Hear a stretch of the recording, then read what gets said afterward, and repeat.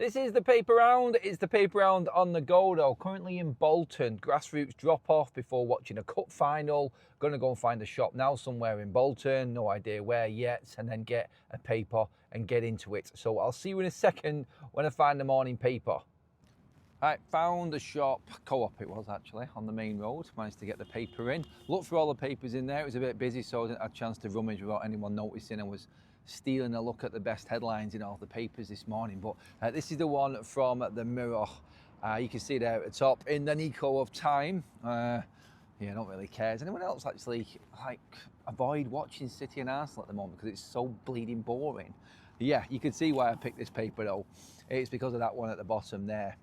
United fire sale. Sir Jim Ratcliffe looking to be ruthless in the transfer market this summer. We all know this.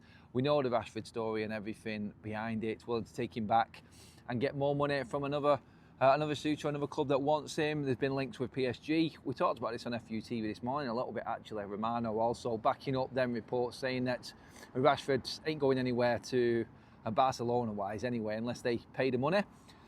Moving on past that, obviously we had the story of Manuel Ugarte. Just reading into the first bit of this here though, just so you can see exactly what the papers are actually talking about. Manchester United are preparing for an epic summer fire sale at Old Trafford that would clear an entire team, including subs, off the books. Now, there is a rumoured 13 players supposedly leaving Manchester United. And this one goes into detail on the amount of players who actually is leaving. Old Trafford Chiefs are ready to offload a staggering 13 players. 3 goalkeepers, 2 defenders, 4 midfielders and 4 forwards. Midfield General Casemiro, the highest earner in the dressing room, and Jadon Sancho are out of contract. And United are planning to move Marcus Rashford, Joshua Zirkzee, Højlund. You know the players, you know everyone that's on Manchester United's list. It's not hard to figure out who United would want to sell. We talked about Ugarte on FUTV this morning. Joshua Zirkzee is another one. If you're not playing with Sir Jim Ratcliffe, he wants value for money.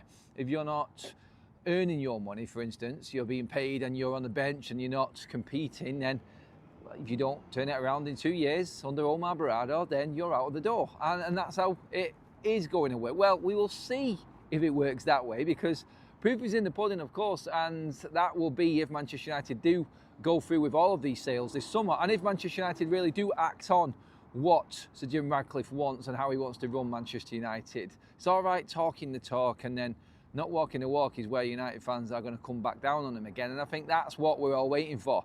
Have you got it in you to make this happen? Because before, we've not. But then again, we have got these players that we're talking about now coming to end of contract, so there's nothing that they can do. They're definitely leaving.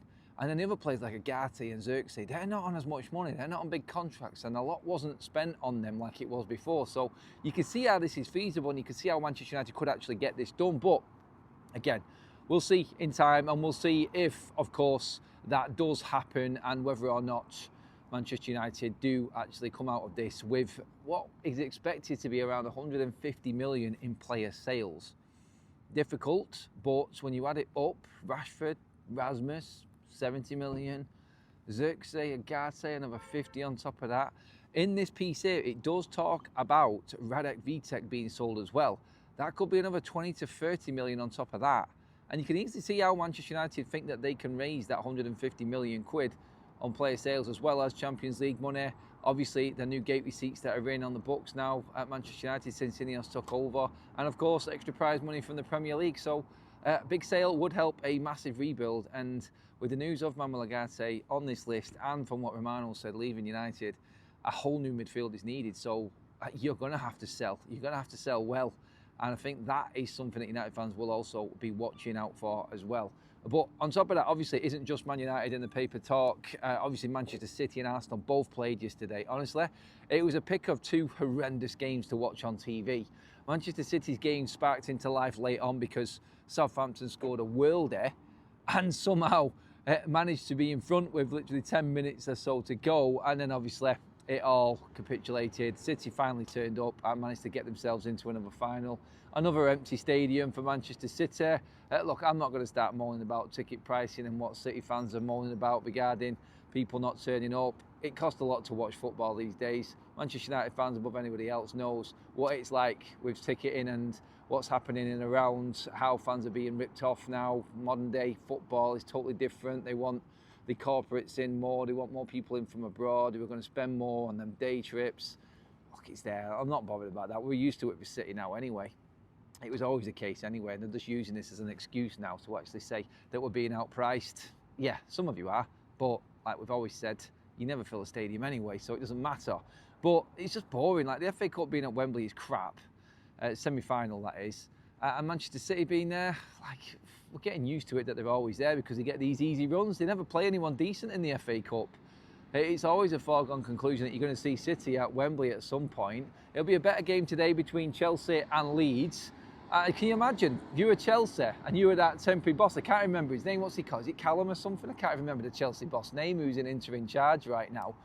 But imagine if City got beat by Southampton, they were in the final, and you beat Leeds. Liam Senior gets sacked, and then Chelsea head into the FA Cup final and win it. Get into the Europa League from the FA Cup, having not finished in the top 7 or 8. That would be a turnaround, wouldn't it? That would be ridiculous. But no, Southampton didn't make it, and of course now we are obviously looking at, say, Manchester City. I think, can Leeds do it today? I don't know. It's going to be a great atmosphere. I think it'll be a bit toxic, and the police are going to have to be on top of that, especially with Leeds heading down to Wembley for the first time in God knows how many years. I don't even know, but it's a long time. So yeah, that should be exciting. Arsenal's title race and going 3 points clear again. Man, that was nerve-wracking. That was absolutely horrible to watch yesterday as a neutral. Arsenal fans at the moment are living on the edge. You could feel it in the crowd yesterday, just watching it on TV. Well, Mikel Arteta has come out, started shouting the odds again. There was a piece in his interview, and a few of the papers have picked up on it, where he's moaning about there not being a red card on Nick Pope, but he actually mentions Man United in it.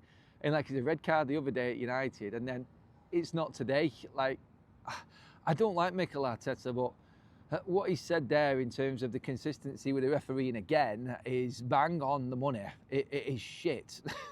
And everyone knows it. It is all over the place at the moment. And look, I said it, I think I said it in the paper round last week. Arsenal and how they play and how Arteta is and how them players are and how that fan base is actually been making me feel like I would be okay with City winning the league. And that's the United fans saying that I'm not bothered about City winning the league because of how Arsenal are as a club. You know, they're horrible. They are just hanging, aren't they? And look, when it comes to the side of things with the officiating and things like that, then you've got to look at it and say that United have been done over. But look, right now, what I'm saying is, I think Arteta's right, like everybody else. No one agrees the officiating in this country is shit, but when it comes down to the title race and looking at the bigger picture there, I still don't fancy Arsenal. The only thing that's holding them up here is that City have got the tougher run, and we'll see what happens with that. But they're the main headlines in your papers. Let me know, 13 players leaving for Manchester United. Get in the comments below, can they get that done? How many do you think will leave realistically this summer? Like the video, make sure you hit the subscribe button here on Adam FC. All of your extra content coming to you throughout the summer as well, don't forget. And the paper round will continue. I'll speak to you all later. Make sure that you do get in below with your comments on everything. No. Thanks for watching, everybody. See you in the next video.